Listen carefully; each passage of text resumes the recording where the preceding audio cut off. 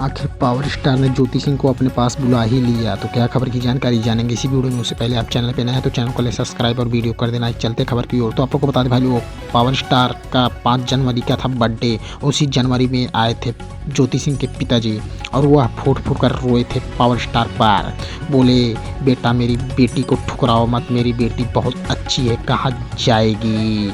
तो इसी को सुनकर पावर स्टार भी हो गए थे भावुक और कहे, पिताजी आप टेंशन मत लीजिए, मैं जल्द ही आपको बेटी को मैं अपने पास बुला ही लूँगा।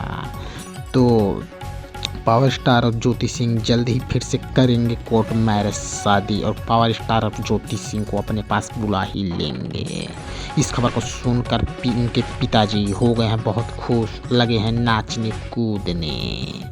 और इस खबर को सुनकर पावर स्टार के फैंस भी पावर स्टार को दे रहे हैं बहुत खुशखबरी की बधाई, बोल रहे हैं पावर स्टार तो पावर स्टार ही हैं, इनके दिल में हर एक के लिए दया और भाव जिंदा है। इस खबर को सुनकर आपको कैसा लगा कमेंट बॉक्स में ज़रूर बताएं। और ज्योति सिंह को एक हो जाना चाहिए कि नहीं, आप अपना राय ज़रूर दें।